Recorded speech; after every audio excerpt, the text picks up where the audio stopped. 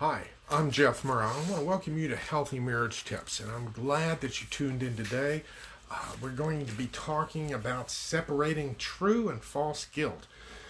I've been talking about guilt the past few times, and I've mentioned how destructive it is. It's one of those things that, it's like a poison. It takes away your joy, saps your strength, can affect your health, definitely affects your relationships. Takes away your self-confidence, your motivation. It's just really destructive in many ways. And today I'll be talking about separating true and false guilt. Now, I mentioned it the other day briefly, and I was going to go into a little more detail.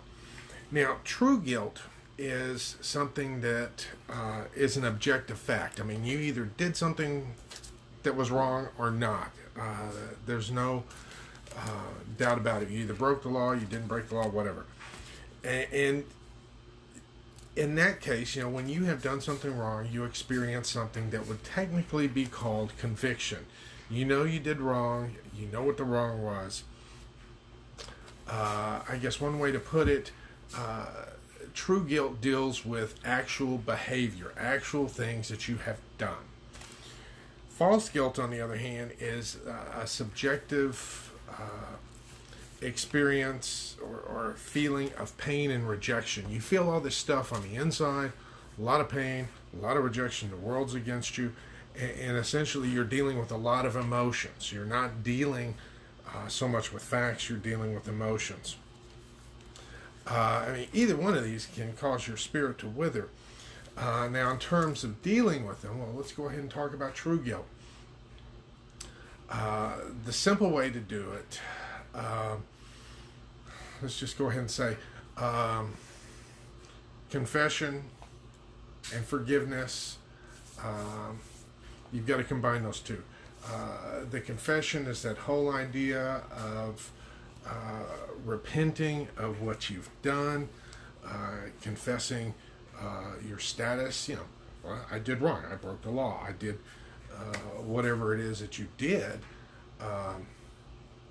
Just go ahead and do that. Either give forgiveness, ask for forgiveness, or accept forgiveness. Now, I haven't talked a whole lot about accepting forgiveness, mainly because a lot of times when you get on a guilt trip, people experience difficulty accepting forgiveness. You can forgive them, but it's almost like they still want to punish themselves. It doesn't make sense, but that's what they're used to, so that's what they continue doing. My wife and I have this kind of standing joke. Why do you keep doing that? Hitting yourself on the head like that, you got to stop. And we joke about, gee, doc, every time I do this, it hurts. Well, why don't you quit doing it? And likewise with guilt, we're beating ourselves up. Why don't you stop doing it? Well, that's what I'm used to.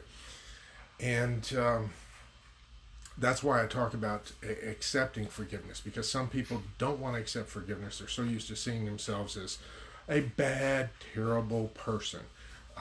And you're going to have to accept that, if you've been forgiven, that you're no longer that bad, terrible person. You may have done something bad. Take the steps to fix it and move on.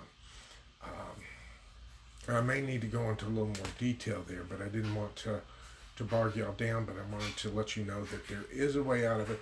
Because once you start accepting the forgiveness, it starts leading to a change in attitude and eventually in terms of your actions. Because as you start changing your attitude, your actions will change. But it starts with that whole idea of confessing and forgiving.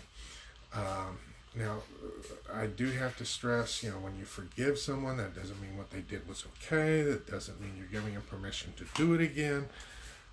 There's a lot of things about forgiveness I need to cover. Now, I did make a video.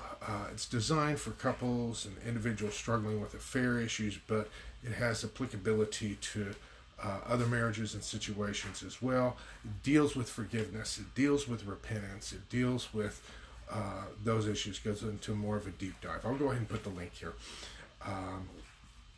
But I hope you enjoyed talking about separating true and false guilt, and I wish you success in doing so yourselves. So until next time, this is Jeff Murrah wishing you best regards. Goodbye.